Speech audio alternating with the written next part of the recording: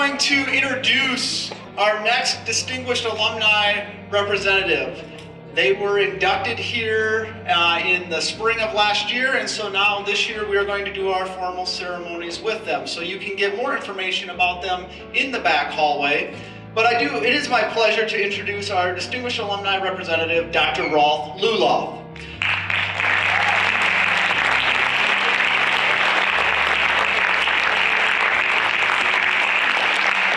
Rolf graduated from the University of Wisconsin School of Medicine in 1967. He completed his internship at the Utah Medical Center in 1968 and his residency at the Wisconsin Medical Center in Madison, Wisconsin in 1972. In 1974, he joined Westside Clinic in Green Bay, Wisconsin as an orthopedic surgeon, which later became known as Prevea Health in 1995. Rolf continued practicing at Prevea Health and St. Mary's Hospital Medical Center until 2017 when he retired. After his retirement, he co-founded the Brain Center of Green Bay and became their lead volunteer coach, helping clients and their care patients and partners navigating through their diagnosis of Parkinson's disease. In 2023, Rolf published Living and Loving with Parkinson's Disease, our partnership through a 45-year journey. Please help me in re-welcoming Dr. Rolf Lulloff.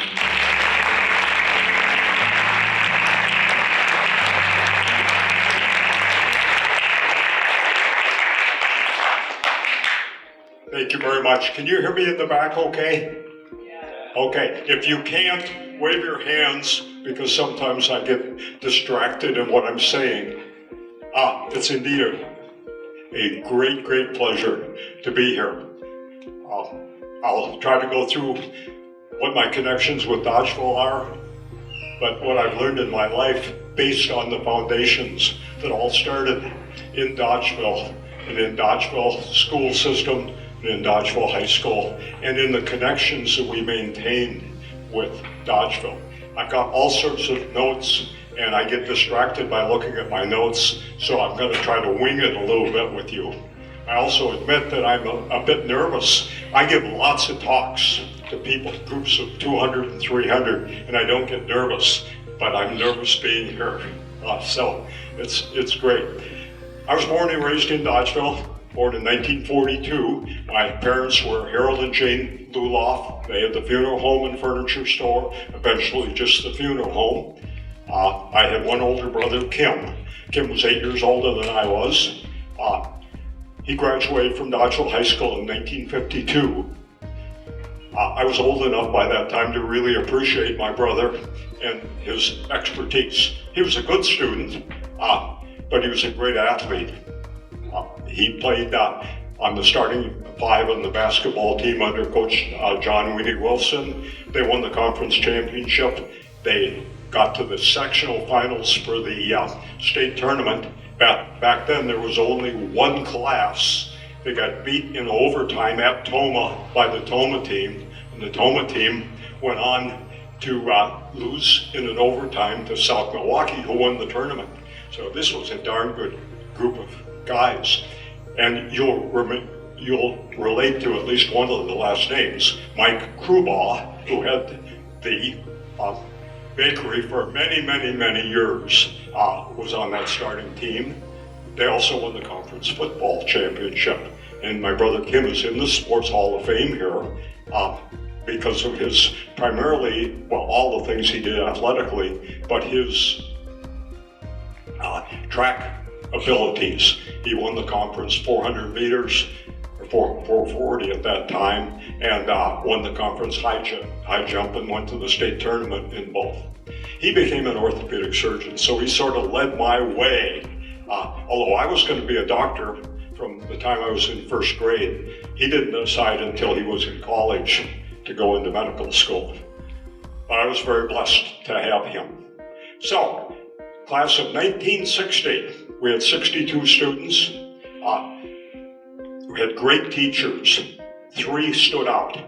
One was Gert Johnson. She was the math teacher. She was guaranteed she was going to make sure that we all handled college math without difficulty. Ted Frito was the science teacher, freshman science, junior chemistry, senior physics. He was a character. His mission was to make sure that if we were going to go to college, we could handle all the chemistry and the physics. As he handed out the physics exam, he smirked and smiled, and he said, there were, I think, 11 students, seniors, 8 boys and 3 girls. He said, we're going to see who gets the A on this exam. He stimulated us, and he only would give 1 A out on the exam. I happened to get it. But he also, at that same talk, said, you guys think you're smart. He says, we've got a freshman that knows all this stuff already. John Rowe, R-O-W-E, and John is on the Hall of Fame here. Got the same award that I'm getting today. He was outstanding student, outstanding human being, and went on to do amazing things at UW-Madison, and then in the energy businesses in Chicago and all around. Dodgeville does a good job of preparing us. Be proud where you are, and be excited about the opportunities that we get from Dodgeville. Not only is school important because of what we learn, but it's because of the relationships that we form. And I was blessed. We had a class of 62. We got to know virtually everybody. But we had our close friends. Jim Flora and Jim Blotz both went to UW-Madison. Jim Flora became an outstanding high school teacher at New Holstein, nationally recognized on sociology and economics and his teaching programs. Jim Blotz, similar classmate to me, with me, wonderful guy, loved engineering, became civil engineer at UW-Madison, and ended up being second in command at the Madison Water Department throughout his entire career. That group, and we had 2 girls that went to Madison, Becky Anderson and Kate Robinson. They were both good friends.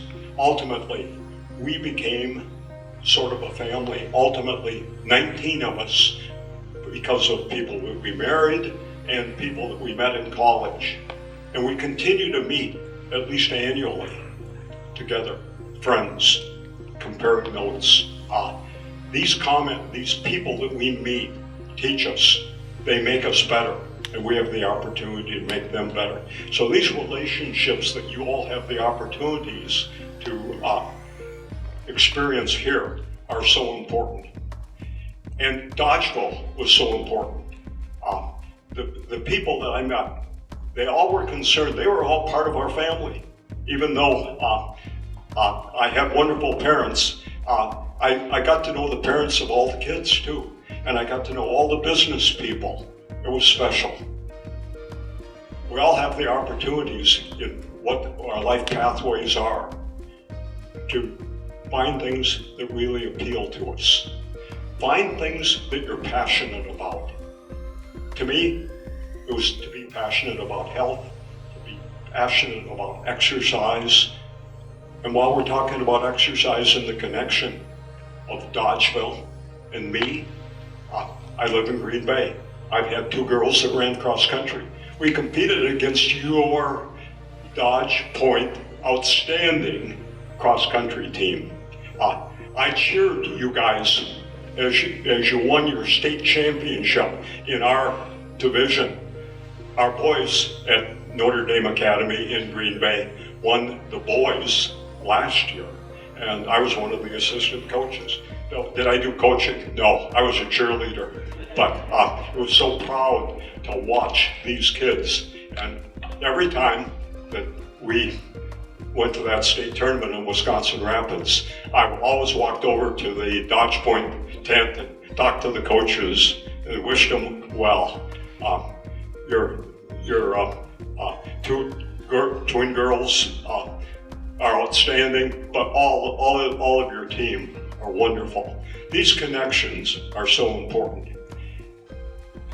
And that brings me to the most important connection of my life. I'm going into medical school after 3 years of undergraduate training. I've got a research job in a lab, summer of 1963, and in walks this cute young lady who had just graduated from UW with a degree in medical technology. She had to do an internship that summer at university hospitals. She needed to raise a little extra money, so she started, got a job in the lab that I was doing research in. Every day at 4 o'clock in the afternoon, she'd come in to clean up the messes that the other medical student and I would make. I found out day one that she had a steady boyfriend. 5 weeks later, I walked in the morning to go to start my lab work, and the other medical student said, "Rolf, are you dating anybody?" And I said, "No." And he said, "You should ask Anna." I said, "No, she's got a steady boyfriend." And he said, "No, they broke up last week." I got nothing done that day in the lab, and could hardly wait until 4 o'clock. 4 o'clock, she walks in with Bermuda shorts and a white blouse that wasn't tucked in. Do I notice those things usually? No. And I said, "Hi, Ann. Hi, Rolf. How are you? Fine. And you fine? How would you like to go out and have a couple of beers tonight?" She gives me this dirty look. I think both she and I were thinking, who told you that I broke up with my boyfriend? With that, the angry look changed to a smile on her face. And she said, "I'd like that." We walked down to the pub, had 3 beers each that night, walked back. I had the most memorable embrace and kiss on her front stairway. We were married 51 weeks later. That marriage went on.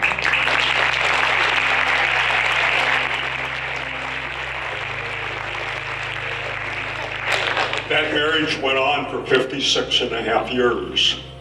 It was wonderful. She was amazing.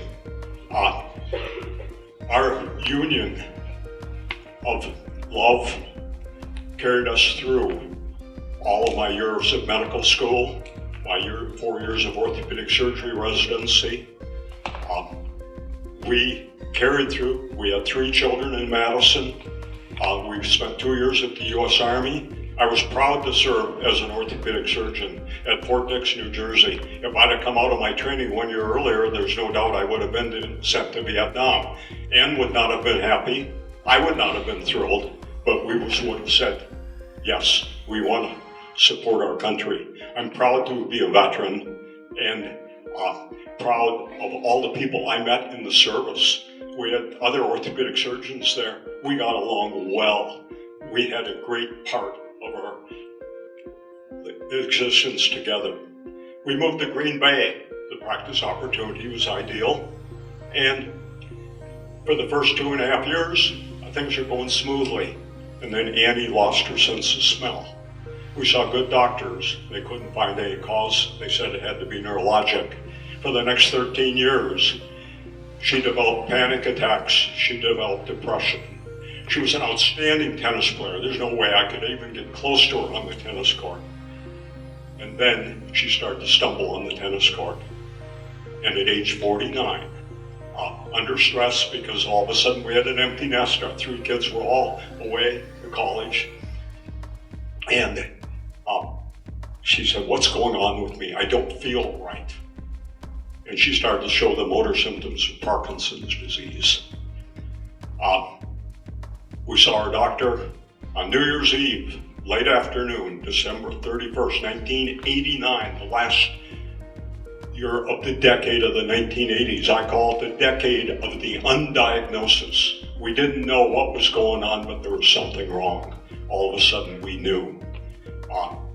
doctor told her she had Parkinson's, explained that there was no cure for it, but there were a lot of things could help her and control the symptoms.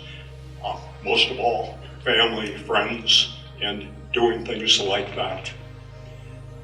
We got out in the car and Annie melted down. She cried, I cried, we hugged. And she said, quote, my life is over. I'll never get to see our kids get married. I'll never get to know grandchildren. I can't play tennis any longer. My life is over. That hit me hard. I hugged her and I said, Annie, you don't have to worry. I'm always going to be with you. We're always going to be in our own home together. We're going to fight this disease. The enemy is the disease. It's not your fault. It's not my fault.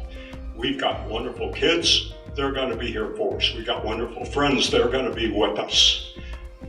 We are going to fight this disease for the next 31 years. We were in our own home until she slept away peacefully at age 80 and a half. She didn't suffer. Her brain just wore out because of the darn Parkinson's disease. What is Parkinson's disease? It's a degeneration in the brain caused by probably exposure to Roundup and all sorts of toxins, somewhat genetic perhaps. Her mother had Parkinson's, her brother had Parkinson's. Genetic testing didn't show anything, but it certainly was a factor. At any rate, we carried on.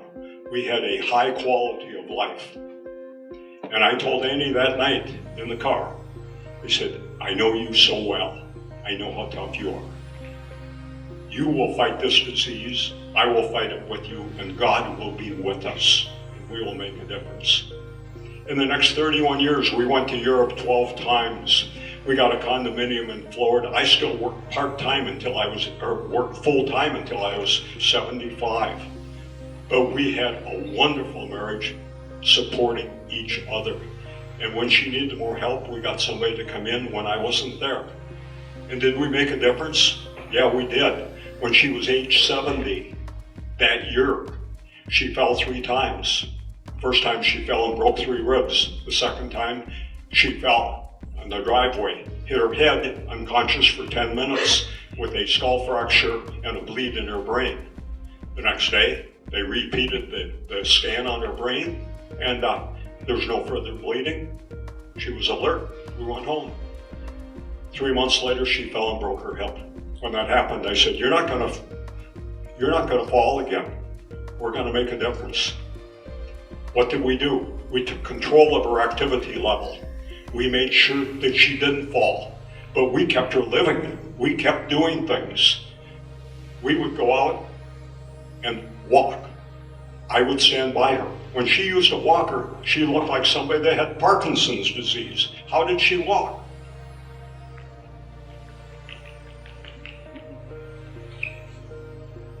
I said, "We're going to get rid of the walker. All the walker does is make you lean forward and shuffle."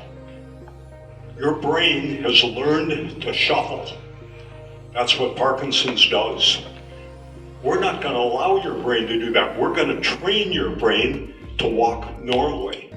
And indeed, so I would stand next to her, lift up on her left arm. The first time I did that, she said, "You don't have to hold me." And I said, "I'm not holding you. I am your insurance policy to make sure you don't fall. Because if you fall, it could be catastrophe." So, big steps. 1, 2, 3, go. Stop. You can't stop. In 1 month, we're going 90 feet to the kitchen table, non-stop, without shuffling. In 3 months, we're walking a quarter mile around our block. No walker, with me holding loosely onto her. Neighborhood kids say, "Here comes Grandma Annie. You're looking good, Grandma." 10 years, no falls. We can all make a difference with the challenges that we face in life.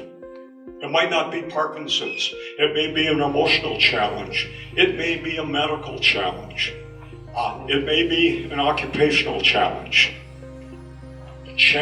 Make these things not problems, but make them challenges.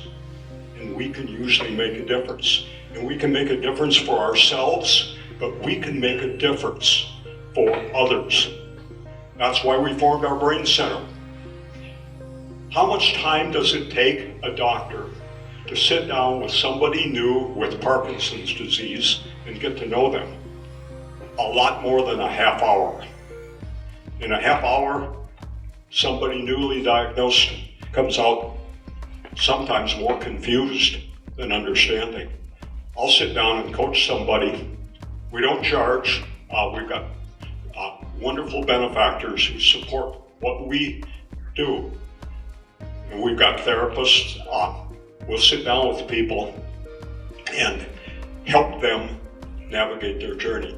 I'll spend an hour and a half with somebody and their family or their mate, their care partner. We've been doing that now for ever since COVID ended, but we tried to get into that even before COVID hit. That's one of our nonprofits. We can make a difference in our lives. We all have opportunities to make a difference. How do you make a difference? Our brains need to be trained. Our brains are automatic. Most of what we do are automatic. Our brains control our blood pressure, they control our breathing. You don't have to think, take another breath. We just breathe. But we have a choice of making decisions. And those decisions are the things that we can do to make our brains better. Yes, you need a healthy heart. Let's make our hearts healthy. You need to have a healthy liver. We need to make it healthy. If we have sugar metabolic problems with diabetes or insulin resistance, we can make a difference by how we eat.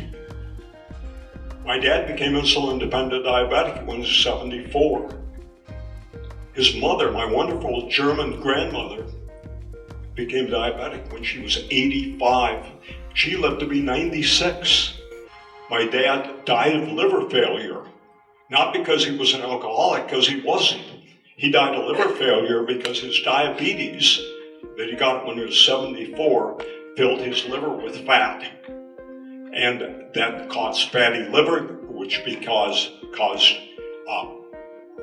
was associated with insulin resistance, but also caused cirrhosis in his liver, and he died of liver failure. We can make a difference. Why is that important?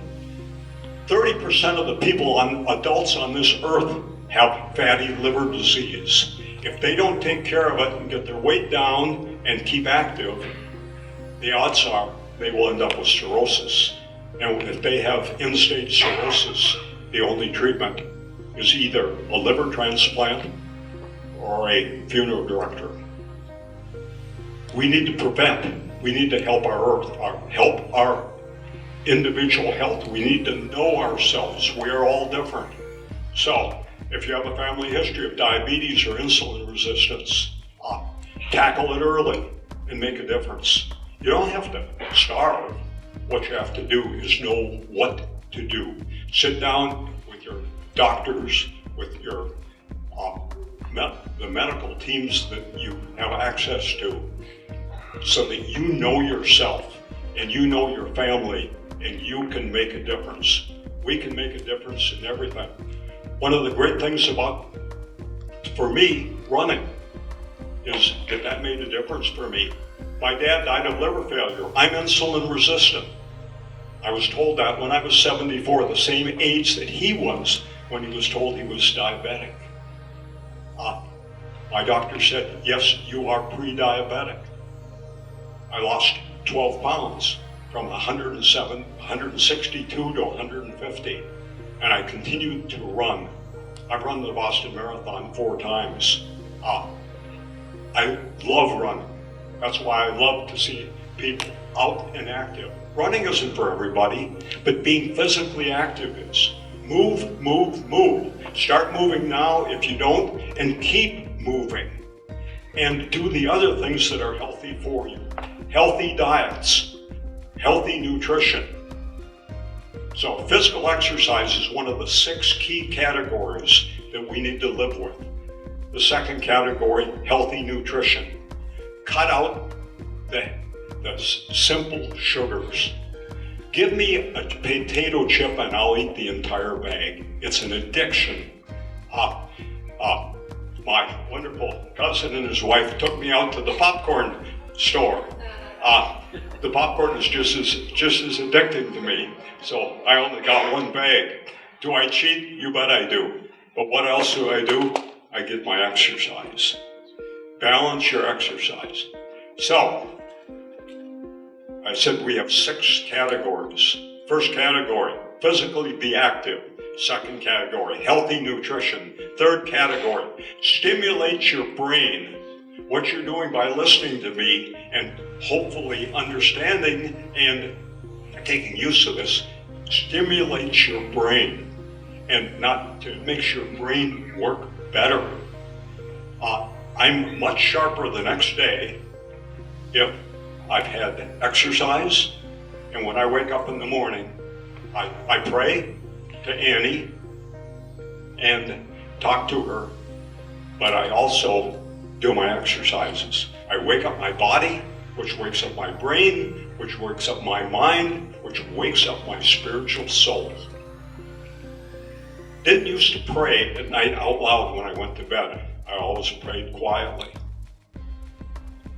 Annie and I had a bad day about 2.5 years before she passed away, slept away peacefully. And we got to bed and I snuggled up to her and I said, I love you, Annie. And she said, I love you too, honey. I said, it's been a crappy day, hasn't it? She said, it sure has. I said, tomorrow we're going to make it better. And from now on, we're going to continue to make it better. I had never prayed out loud. At that point, I said, Our Father who art in, and at that point on the Lord's Prayer, Annie joined me. And we said the Lord's Prayer. We got done. I said, God, you have so eminently blessed Annie and me. You've given us life on this wonderful earth. You've given us wonderful parents, family, and friends. Most of all, you've given us each other. You brought us together, and you've been there for us. We had a crappy day today. Annie and I vow that we're not going to have any more crappy days. We're going to turn this all around. Did we eliminate her Parkinson's disease? No. Did we have a crappy day thereafter? No. We learned, we hugged, we loved, we laughed. We put Neil Diamond on and pranced to the music. We watched wonderful sporting events and other things. COVID hit, that got in the way of our socialization, and that hurt.